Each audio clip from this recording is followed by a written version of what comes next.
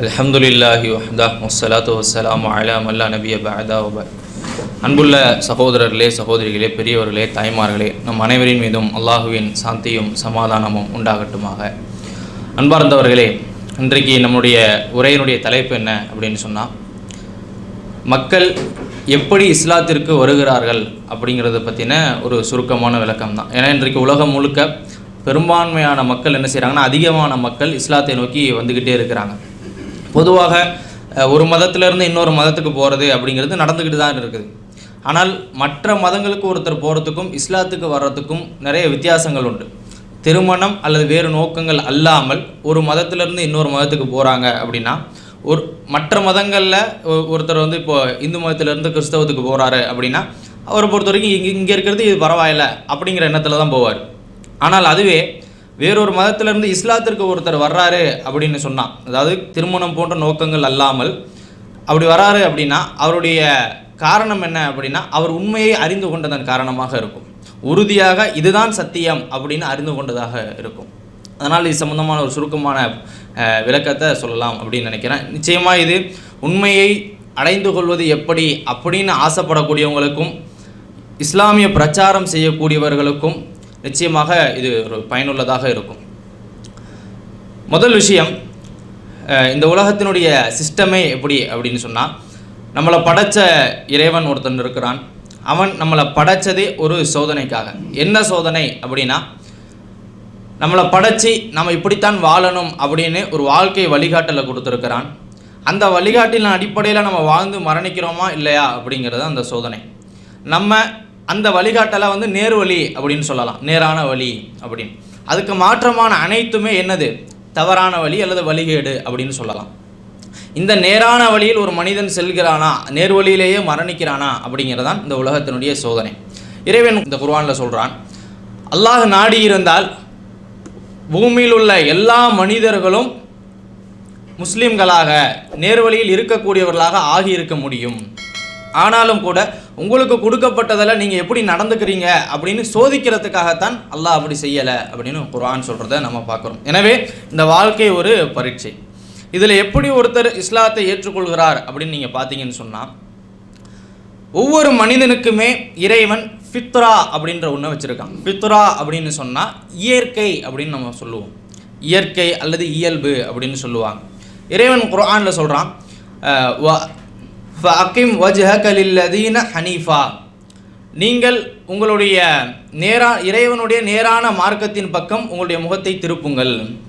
ஃபித்ரத்தல்லாஹ் இல்லத்தி ஃபதரன் நாஸ அலைஹா, அல்லாஹ் மனிதர்களை நேரான, அதாவது ஃபித்ரத்தான மார்க்கத்திலேயே படைத்திருக்கிறான், இயற்கையான மார்க்கத்திலேயே படைத்திருக்கிறான் அப்படின்னு சொல்கிறான். இந்த இடத்துல தொடர்ந்து அல்லாஹ் சொல்கிறான், லா தப்தீல லி ஹல்கில்லா, லா தப்தீல லி ஹல்கில்லா, அல்லாஹுடைய படைப்பை யாருமே மாற்றிவிட முடியாது. ஏன்னு சொன்னால், அவர் யாராக இருந்தாலும் சரி, இஸ்லாத்தை வெறுக்கக்கூடிய எதிர்க்கக்கூடிய ஒருத்தராக இருந்தாலும் சரி, அவரும் இதில் தான் படைக்கப்பட்டிருக்கிறாரு.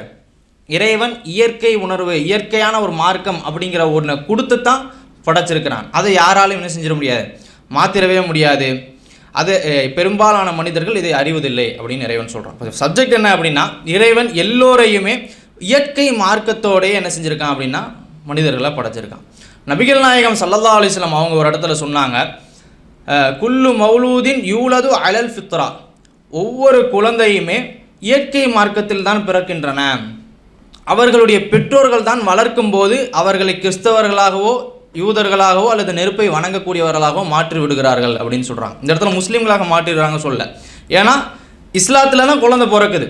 ஃபித்ரா அப்படின்னு சொன்னால், இயற்கை அப்படின்னு சொன்னால் இஸ்லாமிய மார்க்கத்தை தான் குறிக்கும். அதுதான் அந்த முன்னாடி வசனத்தை நான் படித்தேன். அந்த மார்க்கம் என்ன அப்படின்னா அது இயற்கையான மார்க்கம் அப்படின்னு. ரைட். இப்போது இது ஒரு இந்த இயற்கை உணர்வுன்னு நான் சொல்கிறேன்ல, இது என்ன அப்படின்னா புரிஞ்சிக்கிறதுக்கு, இப்போ ஒரு குழந்தை பிறக்குதுன்னு வைங்களேன். அந்த குழந்தை பிறந்த கொஞ்ச நேரத்தில் என்ன செய்வாங்க, பால் கொடுப்பாங்க. அது பால் குடிக்கும். யாருமே அந்த குழந்தைக்கு இப்படித்தான் பால் குடிக்கணும்னு சொல்லி கொடுக்க மாட்டாங்க. கவனிச்சிருக்கீங்களா? ரைட். இதே போல் ஒரு 6-7 மாதம் ஆகும், குழந்தை தவழும்.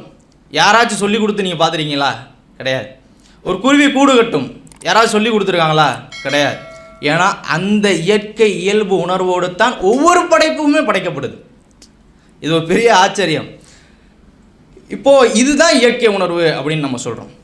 இந்த இயற்கையான ஒரு மார்க்கம்தான் இஸ்லாம். இந்த இயற்கையான மார்க்கத்தை ஒரு மனிதன் கண்டுகொள்ளும் போது, அதை பற்றி தெரிஞ்சிக்கும் போது என்ன ஆகுது அப்படின்னா, அவனுடைய உள்ளத்தில் இருக்கக்கூடிய அந்த இயற்கை உணர்வும் இந்த இஸ்லாம் என்ன செஞ்சதுன்னா கனெக்ட் ஆகுது. அதன் மூலம் அவர் இஸ்லாத்தின் பக்கம் திருப்பப்படுகிறார். இதுதான் நடக்குது. இப்போது நீங்கள் வந்து ஒருத்தருக்கு இஸ்லாத்தை சொல்கிறீங்க, அல்லது ஒருத்தர் இப்போ இஸ்லாத்தை அப்படி படிக்கிற நேரத்தில், இஸ்லாத்தை தெரிஞ்சுக்கொள்கிற நேரத்தில் அவர் இஸ்லாத்தை எதிர்க்கணுங்கிற எண்ணத்தோடய இருக்கிறார். ஆனாலும் கூட செய்தி போய் சேர்ந்ததுக்கப்புறம் அவருடைய உள்ளம் என்ன செய்யும், இது கரெக்டு தாங்கிறத ஏற்றுக்கும். நம்ம ஒருத்தர்கிட்ட இஸ்லாமிய மார்க்கத்தை பற்றி சொல்கிறோம், அவர் சத்தம் போடுறாரு, அதெல்லாம் கிடையாது இதெல்லாம் கிடையாது. ஆனால் அவருடைய உள்ளம் என்ன செய்யும் அப்படின்னா, இது சரிதான் அப்படிங்கிறத ஏற்றுக்கொள்ளும். உதாரணத்துக்கு நம்ம எத்தனையோ இதே வேட்டு பிரதேசில் பேசுனவங்களுடைய என்னைக்கு இஸ்லாம் வீடியோக்கள்லாம் அதை பார்க்கலாம். உதாரணமாக மெஹபூப் ஆஃபியா அவங்களுடைய வீடியோவை நீங்கள் பார்த்தீங்கன்னா அவங்க கூட சொல்லுவாங்க, என்னுடைய ஃப்ரெண்டு சொன்னாங்க, எப்படி நான் என் உள்ளம் சரின்னு ஏற்றுக்குச்சு, ஆனாலும் என்னுடைய இதை விட்டு கொடுக்கக்கூடாது, கௌரவத்தை கெத்தை விட்டக்கூடாதுங்கிறதுக்காண்டி நான் என்ன செஞ்சேன், அவங்கள்ட்ட அதெல்லாம் ஏற்றுக்க முடியாதுன்னு சொல்லிட்டு மறுத்தேன் அப்படின்னு சொன்னாங்க. ஆனால் இந்த இயற்கை உணர்வு என்ன செய்யும் அப்படின்னு சொன்னால், இந்த ஃபித்ராங்கிற விஷயம் அவரை தொடர்ந்து என்ன செய்யணும் சொல்லிக்கிட்டே இருக்கும், தொடர்ந்து தூண்டிக்கிட்டே இருக்கும். ஒரு கட்டத்தில் என்ன செய்வார் அப்படின்னா, அவர் இஸ்லாத்தை ஏற்றுக்கொள்ளக்கூடியவராக ஆகிறார். இதுதான் நடக்குது. அதே நேரம் நீங்கள் இன்னொரு விஷயத்தை பார்த்தீங்கன்னு சொன்னால், இப்போ ஒருத்தர் பல மதங்களுக்கு போவார். என்ன போகிற நேரத்தில் எந்த மதத்துலேயுமே திருப்தி இருக்காது. அது என்ன திருப்திங்கிறது அவருக்கும் தெரியாது. இது போகிறேன் எனக்கு சரிப்பட்டு வரல அப்படிம்பார். ஆனால் இஸ்லாத்துக்கு ஒரு கட்டத்தில் வரும்போது நான் தேடினது இங்கே தான் இருக்கும்பார். ஆனால் என்ன தேடினாருங்கிறது அவர் சொல்லவே மாட்டார். உங்களுக்கு புரியுத விஷயம்? ஏன்னா அவருடைய உள்ளத்தில் ஒரு தேடல் இருக்குது. இயற்கை மார்க்கத்தை நோக்கிய, இஸ்லாத்தை நோக்கிய தேடல் அவருடைய உள்ளத்தில் கொடுக்கப்பட்டு படைக்கப்பட்டு இருக்கிறார். அதில் அவர் போய் ஃபிக்ஸ் ஆகும்போது நான் இதைத்தான் ஒரு நாள் தேடிக்கிட்டு இருந்தேன் அப்படிம்பார். இது இறைவன் சொல்கிறான், ஃபித்ரத்தல்லாஹ் இல்லத்தி ஃபதரனாஸ அலைஹா, ஒவ்வொரு மனிதனையும் என்ன செஞ்சுருக்கிறோம், இயற்கையான மார்க்கத்திலேயே நான் படைத்திருக்கிறேன் அப்படின்னு இறைவன் சொல்கிறான். ஸோ இந்த இஸ்லாத்தை ஏற்றுக்கொள்ளுதல் அப்படிங்கிறது இப்படித்தான் நடக்குது அப்படிங்கிறத பார்க்குறோம். இப்போ இதில் இந்த இயற்கை மார்க்கம் இஸ்லாம் அப்படின்னு நம்ம சொல்கிறோம்ல, அது என்ன அப்படின்னா, ஒவ்வொரு மனிதனுக்குள்ளேயும் ஒரே ஒரு இறைவன் தான் அப்படிங்கிற எண்ணம் இருக்குது. ஒவ்வொரு மனிதனுக்குள்ளேயும் படைச்சவன் மட்டும்தான் கடவுள் அப்படிங்கிற எண்ணம் இருக்கும். ஒவ்வொரு மனிதனுக்குள்ளேயும் படைச்சவனை மட்டும்தான் வணங்க முடியும், வேறு யாரையும் வணங்கக்கூடாது அப்படிங்கிற விஷயம் இருக்கும்.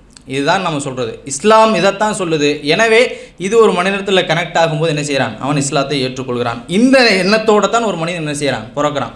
உதாரணமாக நீங்கள் 10 பேரை வணங்கக்கூடிய ஒரு பல கடவுள்களை வணங்கக்கூடியவர் கூப்பிட்டு கடவுள் எத்தனை பேரும் கேட்டால் என்ன சொல்லுவார், ஒருத்தரும் தான் சொல்லுவார். ஆனால் அவர் 10 பேரை வணங்கிட்டு வந்துக்கிட்டு இருப்பார்.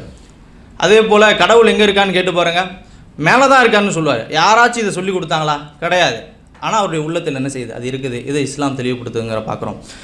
ஒரு சில நாத்திகர்கள் இப்போ பேசுகிறாங்க, ஒரு குழந்தைய நீங்கள் அப்படியே வளர விட்டு பாருங்கள், மதத்தை பற்றி சொல்லாமல், அது நாத்திகத்திலே வளரும் அப்படிமா. உண்மையே கிடையாது.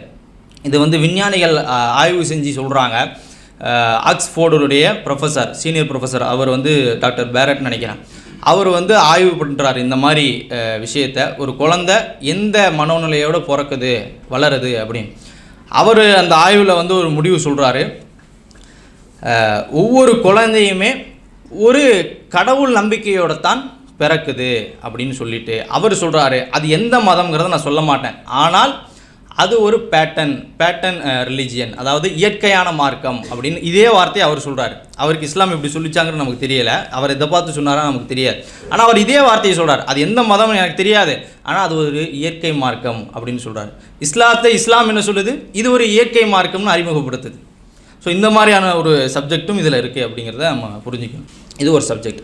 ரெண்டாவது, இந்த நேர்வழி யாருக்கு கிடைக்கும் அப்படிங்கிற ஒரு விஷயமும் இருக்குது. அப்படி பார்த்தா நிறைய பேர் இஸ்லாத்தை தெரிஞ்சுக்கிறாங்களே, எல்லாருமே இஸ்லாத்துக்கு வர்றதில்லையே அப்படின்னு நம்ம சொல்லலாம். இதை பற்றி குர்ஆனில் நீங்கள் பார்த்தீங்க அப்படின்னு சொன்னால், இறைவன் சொல்கிறான், வஹும் அஅலமு பில் முஹ்ததீன், நேர்வழியில் செலுத்த தகுதியானவர் யார் என்பதை இறைவன் அறிவான் அப்படின்னு சொல்கிறான். இன்னொரு இடத்துல சொல்கிறான், அல்லாஹ் தான் நாடியோரை நேர்வழியில் செலுத்துகிறான். இந்த வார்த்தையை கவனிங்க, செலுத்துகிறான். அல்லாஹ் தான் நாடியோரை தவறான வழியில் வெளிகேட்டிலேயே விட்டு விடுகிறான் அப்படின்னு வருது. அந்த இடத்துல செலுத்துகிறான், இந்த இடத்துல விட்டு விடுகிறான். என்ன மேட்டர்னு சொன்னால், ஒருத்தர் சின்சியராக நேர்மையாக எனக்கு உண்மையை தெரிஞ்சுக்கணும் அப்படின்னு விரும்புகிறாருன்னு வைங்களேன், அல்லாஹ் நேர்வழியில் செலுத்திடுவான். யாராக இருந்தாலும் நிச்சயமாக அவர் ஆசைப்படுறாரு, எனக்கு உண்மையை தெரிஞ்சால் நான் ஏற்றுப்பங்கிற எண்ணத்தோடு அவர் தேடுறாரு அப்படின்னா ஒரு கட்டத்தில் எல்லாம் அந்த நேர்வழியில் செலுத்திடுவான். மறுக்கணும் அப்படிங்கிற விதண்டாவாத எண்ணத்தோடையே அவர் இருக்கிறாரு அப்படின்னு என்ன செஞ்சிருவான் அல்ல, அவர் அப்படியே விட்டுருவான். உதாரணத்துக்கு சொல்லணும்னா, ஒருத்தர் வந்து நம்மள்ட்ட சொல்கிறாரு, பாய் எனக்கு ஒரு 50 கேள்வி இருக்குது, இந்த 50 கேள்வி எனக்கு சொல்லுங்கள் அப்படின்னு உண்மையை தெரிஞ்சுக்கிற நோக்கத்தோடு கேட்குறாரு. 50 கேள்விக்கு சொல்லிட்டா இன்னொரு 3 கேள்வி பாய் இதை மட்டும் தெரிஞ்சுக்கிட்டா போதும் அப்படின்னு கேட்குறாரு. தெரிஞ்சுட்டா நான் இஸ்லாத்துக்கு வந்துடுவோம் பாயின்னு சொல்கிறாரு. இப்போ இவருடைய நோக்கம் என்ன, உண்மையை தெரிஞ்சுக்கணுங்கிற ஆசையில் கேட்குறாரு. இன்னொருத்தர் இருக்கார், பாய் எனக்கு ஒரு 100 கேள்வி இருக்குது, 100 கேள்விக்கு நீங்கள் பதில் சொல்லணும். சரி 100 கேள்வி பதில் சொல்ல என்ன செய்வீங்க, 101வது கேட்பேன். இப்போ இவர் மறுக்கணுங்கிற எண்ணத்தோடு கேட்குறார். இவரை என்ன செய்ய மாட்டான், அல்லாஹ் நேர்வழியில் செலுத்த மாட்டான். அதனால தான் அல்லாஹ் சொல்கிறான், வஹும் அஅலமு பில் முஹ்ததீன், யார் நேர்வழியில் செல்ல தகுதியானவர் என்பதை அல்லாஹ் அறிவான் அப்படின்னு சொல்கிறான். ஸோ இதுதான் இதில் உள்ள விஷயம். ஸோ இதில் நம்ம சொல்ல வர விஷயம் என்ன அப்படின்னா, யாரெல்லாம் நேர்வழி எனக்கு கிடைக்கணும், உண்மையான படைச்ச இறைவன் எந்த மார்க்கத்தை இந்த உலகத்தில் வச்சுருக்கிறானோ அதில் நான் பயணித்து மரணிக்கணும்னு ஆசைப்படுறீங்களோ அவங்க எல்லாரும் என்ன செய்யணும், திறந்த மனதோட இஸ்லாமிய மார்க்கத்தை படிச்சிங்க அப்படின்னா நிச்சயமாக அதை ஏற்றுக்கொள்வீங்க. இதில் இன்னொரு விஷயம் பியூட்டி என்ன அப்படின்னா, பல பேர் இஸ்லாத்தை விமர்சிக்கணும் மறுக்கணுங்கிற எண்ணத்தோடு கூட படிச்சிருக்காங்க. அவங்களுக்கு கூட அல்லாஹ் நேர்வழியை கொடுத்துருக்குறான் கருணையால். அதையும் நம்ம பார்க்க வேண்டியிருக்கு. அதே நேரம் முக்கியமான விஷயம் என்ன, யார் உண்மையை தேடுறாங்களோ கண்டிப்பாக அவங்களுக்கு கிடச்சிரும். இப்போது உதாரணமாக இப்போது சமீபத்தில் பேசினா ராமமூர்த்தி என்ற ஒரு சகோதரர், அவர் என்ன செஞ்சார், உண்மையை எனக்கு தேடணுங்கிற கிறிஸ்தவத்துக்கு போகிறாரு, உண்மையை தேடணுங்கிற ஆசை இருக்குது, ஆனால் அங்கே எனக்கு நான் தேடுறது இங்கே இல்லைங்கிறாரு. கடைசியில் என்ன செய்கிறாரு, வானத்தையும் பூமியையும் படைத்த ஆண்டவரே எனக்கு உன்னை வழிபடணும், சரியான பாதை எனக்கு காட்டுன்னு கேட்குறாரு. இதை குர்ஆன் சொல்லி கொடுக்குது, இப்படித்தான் கேட்கணும் அப்படின்னு. இப்ராஹிம் என்ற இறை தூதர் இப்படித்தான் இருந்தார் அப்படின்னு குர்ஆன் சொல்லி காட்டுது. அவர் கடைசியில் இதே போல் தேடிட்டு இப்ராஹிம் நபி என்ன தெரியுமா சொன்னார், வஜ்ஜஹ்து வஜ்ஹி லில்லதி ஃபதர ஸமாவாதி வல் அர்த், இதெல்லாம் நான் நிராகரிச்சிட்டேன், மக்கள் வணங்கக்கூடிய விஷயங்கள் இந்த மார்க்கத்தையெல்லாம் நான் நிராகரிச்சிட்டேன், நான் என்னுடைய முகத்தை வானத்தையும் பூமியும் எவன் படைச்சாலும் அவன் பக்கம் திருப்பிட்டேன் அப்படின்றார். ஸோ இந்த விஷயம் எப்படி நடக்குதுன்னா, உண்மையிலேயே அவங்களுக்கு அந்த எண்ணம் இருக்கணும், நேரான வழியில் நான் இருக்கணுங்கிற ஆசை இருக்கணும், உண்மையை தேடணுங்கிற சின்சியாரிட்டி நேர்மை குணம் இருந்தால் நிச்சயமாக கிடைக்கும். தேடணுன்ற ஆசை இருக்கக்கூடியவங்க, படைச்ச இறைவா, வானத்தையும் பூமியை படைச்சவனே, என்ன படைச்சவனே, எனக்கு நேரான பாதையை காட்டு, எனக்கு உண்மையை புரியவை அப்படின்னு நீங்கள் மனம் திறந்து இறைவனிடத்தில் கேட்டால் நிச்சயமாக கிடைக்கும். படைத்த இறைவன் நம் அனைவருக்கும் நேரான பாதையை தர வேண்டும் என்று பிரார்த்திக்கிறேன். இறைவனே மிக அறிந்தவன்.